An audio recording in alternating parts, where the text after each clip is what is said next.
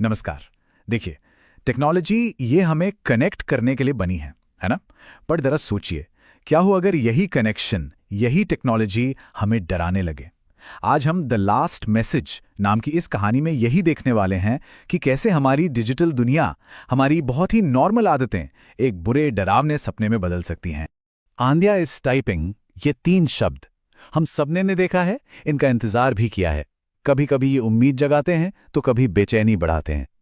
लेकिन इस कहानी में यही 3 जाने पहचाने शब्द एक मॉडर्न जमाने की भूतिया कहानी का सबसे खौफनाक हिस्सा बन जाते हैं।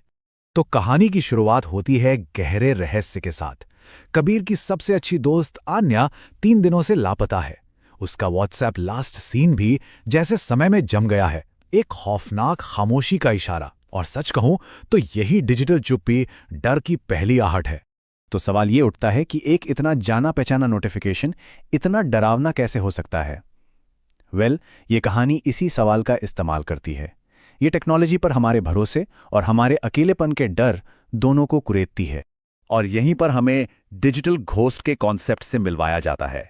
ये एक ऐसी घटना है जहां किसी लापता या मर चुके इंसान का डिजिटल फुटप्रिंट अचानक एक्टिव हो जाता है।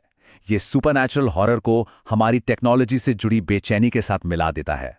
और यही चीज इसे आज के जमाने का सबसे असली और पर्सनल डर बनाती है। तो चलिए अब कहानी के पहले हिस्से में चलते हैं और देखते हैं कि कैसे एक बिल्कुल आम सा मैसेज खौफ का जाल बुनना शुरू करता है। सोचिए, 3 दिन की गहरी चुप्पी के बाद ये पहला मैसेज आता है।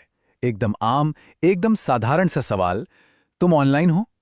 और पता है, इसका यही साधारण होना इसे और ज्यादा डरावना बना देता है, क्योंकि ये उस भयानक बातचीत की शुरुआत है जिससे बचना नामुमकिन है। और फिर बातचीत एक रहस्यमयी मोड़ लेती है। तुम्हें याद है मैंने क्या कहा था? ये सवाल कबीर को और हमें भी उस आखिरी बातचीत की याद दिलाता है जो उसने आन्या के साथ की थी। और वो बातचीत थी उन वीरान भूताहा रेलवे क्वार्टर्स के बारे में, जो अब इस कहानी का भयानक सेंटर बनने वाले हैं। अब कबीर बेचैन होकर कॉल करता है। कॉल तुरंत कनेक्ट भी हो जाती है, पर दूसरी तरफ से कोई इंसानी आवाज नहीं आती। सिर्फ स्टैटिक का शोर, तेज हवा की आवाज और दूर से आती एक ट्रेन की हल्की सी सीटी। ये कमाल का तरीका है, बिना एक शब्द कहे कहानी ने उस भूताहा जगह की मौजूदगी को कंफर्म कर दिया है।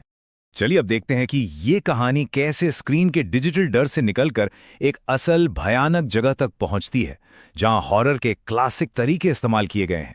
ये टाइमलाइन दिखाती है कि जाल कितनी तेजी और कितनी सफाई से बिछाया गया था। रात के 1:12 पर पहला मैसेज आता है और सिर्फ आधे घंटे के अंदर कबीर उस वीरान जगह पर है। और वहां पहुंचते ही उसे सीधे रूम नंबर 6 की लोकेशन भेजी जाती है। सब कुछ जैसे पहले से तय था। और आखिरी बुलावा, वो एक सीधा और सिंपल मैसेज है, मैं ऊपर हूं। ये मैसेज उस भेजी हुई लोकेशन के साथ मिलकर कबीर को जाल में खींचने का आखिरी हुक बनता है। दोस्त की चिंता और एक हल्की सी उम्मीद उसे मजबूर कर देती है। अब उसके पास ऊपर जाने के सिवा कोई और चारा नहीं है। तो अब हम कहानी के क्लाइमैक्स पे पहुंच गए हैं। वो हिस्सा जहां एक खौफनाक मोड़ के साथ डर का असली चेहरा सामने आता है और सारी उम्मीदें एक झटके में टूट जाती हैं। वो ऊपर पहुंचता है और कमरा खाली है, बिल्कुल खाली। बीच में बस एक कुर्सी रखी है और जमीन पर आन्या का फोन पड़ा है।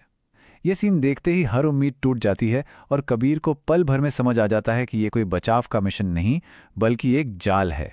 कहानी का पहला बड़ा ट्विस्ट यहीं आता है। आन्या के फोन की स्क्रीन पर आखिरी मैसेज है, आने के लिए शुक्रिया। ये सिर्फ एक मैसेज नहीं है, ये एक ऐलान है। ये इस बात की पुष्टि करता है कि जो भी ये कर रहा है वो बेहद चालाक है और उसे कबीर के आने का ही इंतजार था। खेल अब जाकर शुरू हुआ है। और फिर डर एक नए और भी भयानक लेवल पर पहुंच जाता है। अब कबीर के अपने फोन पर एक नया मैसेज आता है, अब तुम समझे, मैं अकेली नहीं हूं। मतलब वो जो भी शक्ति है वो अब दोनों फोनों के जरिए बात कर रही है। ये दिखा रही है कि सिचुएशन पूरी तरह से उसके कंट्रोल में है। और बस जाल बंद हो जाता है। दरवाजा वो धीरे धीरे अपने आप बंद होकर लॉक हो जाता है। आन्या का लास्ट सीन अचानक अपडेट होता है, जस्ट नाउ। खाली कमरे में रखी वो कुर्सी अपने आप हिलने लगती है। और कबीर उसकी चीख पास से गुजरती ट्रेन के शोर में कहीं दबकर रह जाती है। जो डर अब तक सिर्फ स्क्रीन पर था, वो अब एक असल हकीकत बन चुका है, जिससे भागने का कोई रास्ता नहीं है। तो असली खौफ की बात ये नहीं है कि कबीर फंस गया। असली खौफ तो ये है कि वो अब डर के एक कभी ना खत्म होने वाले एक अंतहीन चक्र का हिस्सा बन चुका है। ये स्लाइड दिखाती है कि ये डर एक लूप में कैसे काम करता है। जैसे आन्या का फोन कबीर के लिए चारा बना, ठीक उसी तरह अगले दिन कबीर का फोन उसी खाली कमरे में अगले शिकार के इंतजार में पड़ा मिलता है। एक शिकार दूसरे के लिए जाल बन जाता है और ये सिलसिला चलता रहता है। और ये है कहानी का आखिरी और सबसे चिलिंग ट्विस्ट। कबीर अब खुद एक डिजिटल घोस्ट बन चुका है, फंसा हुआ, मजबूर किसी और को उसी जाल में खींचने के लिए।